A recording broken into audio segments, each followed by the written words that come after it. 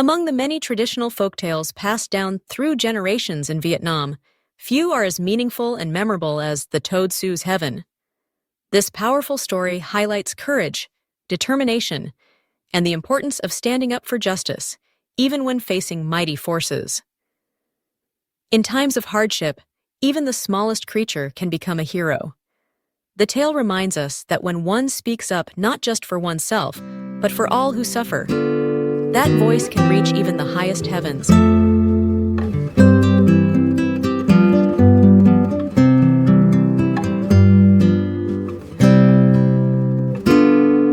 Long ago, in the time when heaven still ruled the affairs of the earth directly, there was a year unlike any other. The sun blazed without mercy, scorching the fields and drying up the rivers. Rain had not fallen for months. The ground cracked from drought, the trees wilted, and crops withered into dust. People and animals alike suffered. Hunger spread across the land like a shadow. Among those who struggled was a humble toad who lived near a small pond. As the days passed, the pond began to shrink, and the toad, along with all the creatures nearby, faced the risk of death from thirst. He looked up at the sky each day, hoping for a single cloud, but none came. At last, the toad could bear it no longer. He gathered his courage and said, "This drought has gone on too long. If heaven will not send rain, then I shall go and demand it myself." Ani moi singni. Though he was small and slow, the toad was known for his determination and wisdom. He packed what little he had and began the long journey up to the heavens to speak with the Jade Emperor, ruler of the skies and all creation. On his way, the toad met the bee, who buzzed with worry. "Where are you going, Toad?" asked the bee. "I'm going to sue heaven for withholding the rain," Toad replied.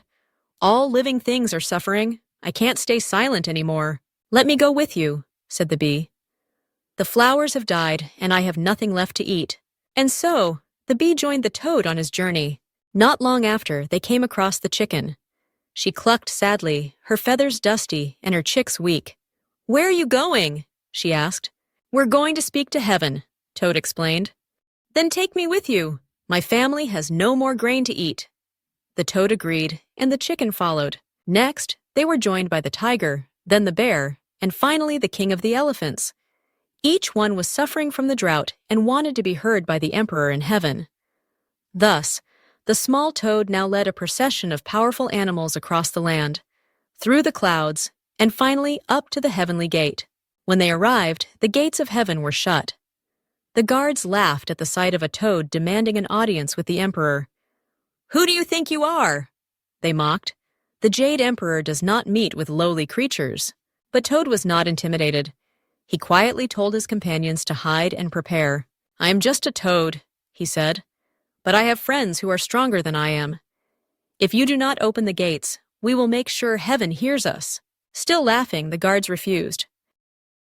At Toad's signal, the tiger roared, shaking the sky. The bear growled. The elephant stomped the ground until the clouds trembled. The chicken flapped her wings and screamed, and the bee buzzed furiously. Alarmed by the chaos, the guards ran inside to report the disturbance. Hearing the noise, the Jade Emperor was furious. "What insolence! Who dares make such a ruckus at my gate?" "The toad and his companions, Your Majesty," said a trembling guard. "They demand an audience." Curious and somewhat impressed, the Jade Emperor agreed to meet them. The toad stepped forward and bowed deeply. "Your Majesty," he said, "I am but a small creature, yet I come on behalf of all who suffer. The earth is dry, the fields are dead, rivers have turned to dust. People and animals cry out for help. Where is the rain you promised to provide?" The emperor was taken aback. He had been so absorbed in the affairs of heaven that he had not noticed the suffering below. Realizing his neglect, he nodded solemnly. "You are brave and wise, little toad," the Jade Emperor said. "You speak not for yourself, but for all living things. That deserves respect." He summoned the thunder god and the rain goddess and commanded them to return to their duties at once. "Go with the toad," he ordered. "Bring rain back to the earth."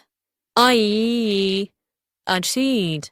True to his word, dark clouds formed in the sky as the toad and his companions descended.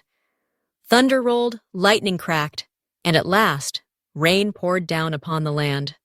The rivers filled, the trees drank deeply, and life returned to the earth. From that day forward, the Jade Emperor declared the toad to be the heavenly messenger of rain, and whenever the toad croaked, the heavens would listen and send rain to the earth.